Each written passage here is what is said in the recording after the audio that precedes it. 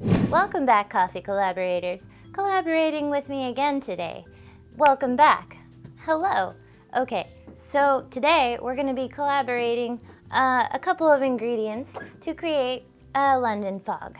A London fog is a delicious, delicious beverage. You may or may not have had it. Most cafes will know what it is and be able to make it for you. If you've never even known that you could order something like this, you totally probably can.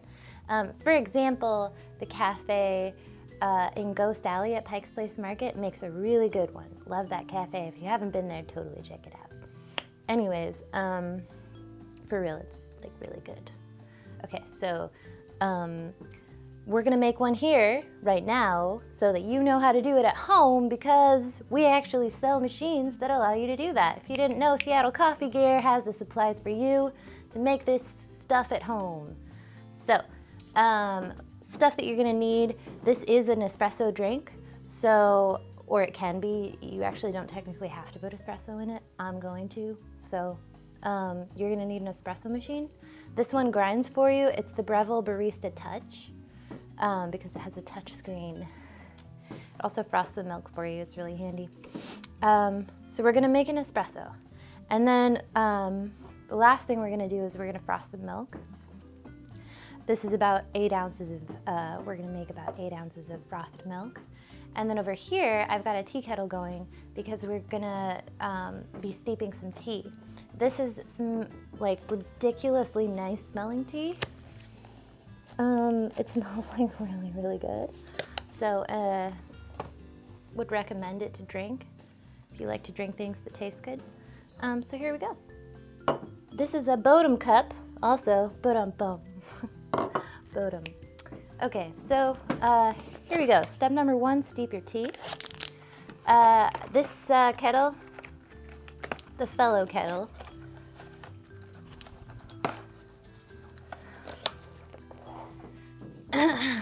you can program the temperature like to a precise degree. So I've got it set to 212, set to boiling. Usually when you're making just like pour over, you're gonna set it to about 202.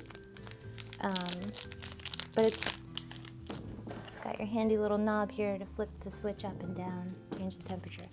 So step number 1, definitely take your tea bag outside of your other bag. Separate bags. Step number 1, separate bag from bag. Step number 2, insert bag into vessel. Okay, step number 3, overlay your tea bag with boiling hot water for 3 minutes. I've got my timer set to 3 minutes. Technically it starts to steep the second you pour the hot water over it, so I'm gonna be like, oh my god, I did that by accident. Okay, it's fine. And I'm gonna do about 6 ounces, sort of. Yeah, it smells so good already.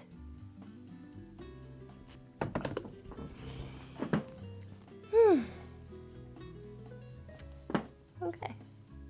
We're gonna let that steep. So while that's going, let's start the next step. Next thing you want to do to create your London fog drink is make your espresso. So I will say that if you were like classically trained in a cafe, there's a lot of people that will tell you that you're not allowed to make the espresso before you make the milk. If you haven't had this experience, congratulations. However, I do want to let you know that technically it's not going to die on you if you make your espresso first. That's actually sort of a myth. So a bit of myth busting here. But anyways, you're going to take your portafilter with your Barista Touch. It's really easy because it comes with a grinder. Slap that puppy in there. Grind away.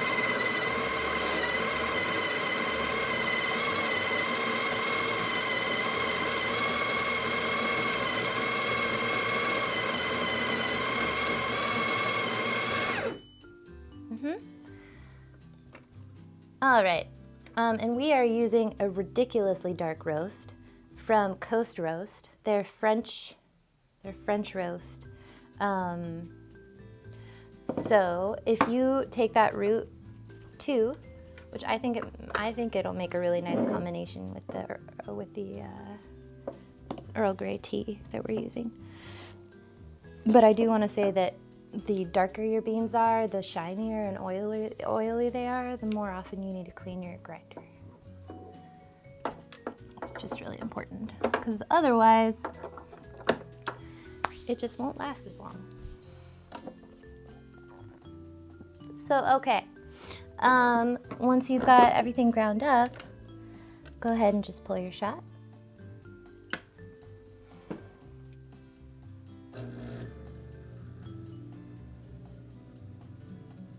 Got 30 seconds left. At that point, just, take the bag away.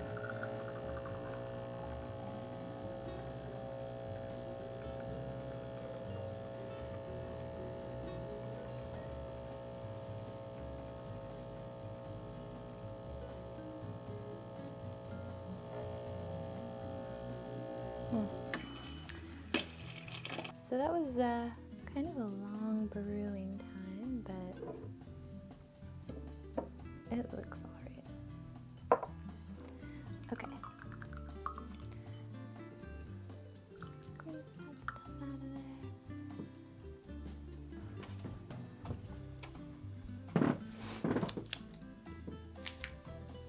All right. Go ahead and toss your espresso in there. Do all of it because I'm going to leave room. All right, I'm going to do all of it. Put your espresso in. Okay.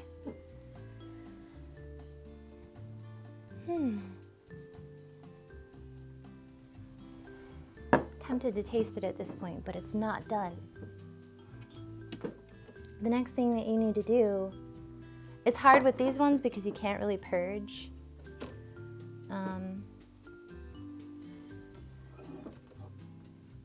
I really want to, but you can't, you're not allowed. You're not allowed to purge. You have to put the pitcher on the sensor and just trust that it's gonna,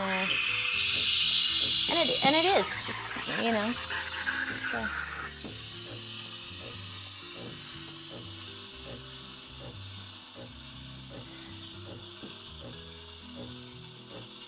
Froth in itself. The most control that you really have over the outcome is your placement of the pitcher, and you can sort of twist it to help create a nice little whirlpool inside. But either way, it honestly turns out pretty nice.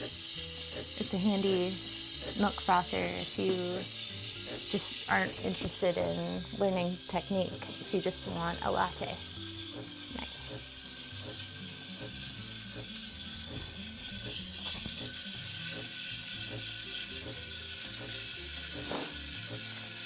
And it's also got a little temperature measurement system, so it's set to get all the way up to 150 degrees. It started at about 105, and I think it'll automatically stop at 150.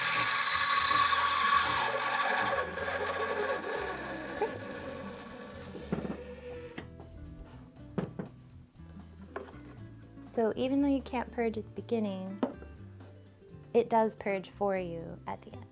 So you don't have that problem of milk climbing up the steam arm, which would be a terrible problem to have in such a nice machine.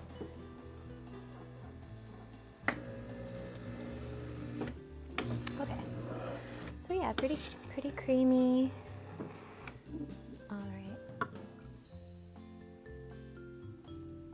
London fog. I was thinking about this morning. Might as well call it the Seattle fog, am I right? Just a lot of clouds all the time everywhere here in Seattle. Okay. So it's kind of tricky because this drink is a little bit more watery than your traditional latte. And I think that scares some people away because why would you want extra water in your espresso? But the thing is that your espresso wasn't pulled, it wasn't, over extracted. the flavors of the espresso turned out just the way that they're supposed to, and you're just adding it to the steeped tea, and in that you're also adding frothed milk. All right, so here we go. Going for the sip for the London Fog. Definitely filled it up too much. It's all right though. It's hot. It's delicious.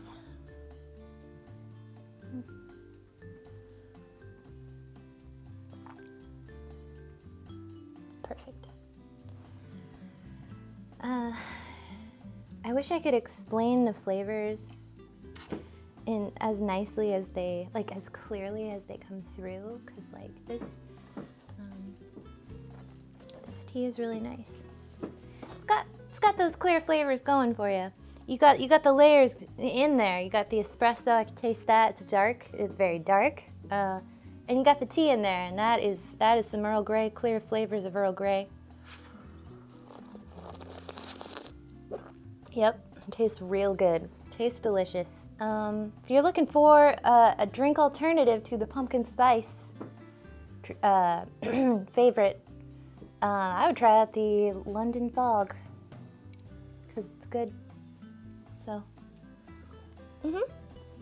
London Fog, everyone. Thanks for joining me today. Thank you for taking time out of your day to learn how to make yourself a foggy London drink.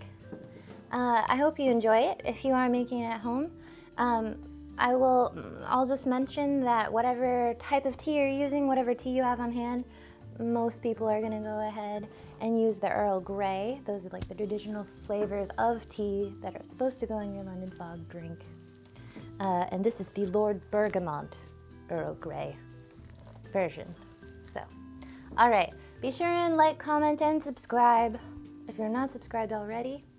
And have a really fantastic day. Keep in mind, your day could be even better with a latte. I have like 4 every day. So that's why I always have a really good day. Okay. All right. Thanks again. Okay. Have a good day. Bye.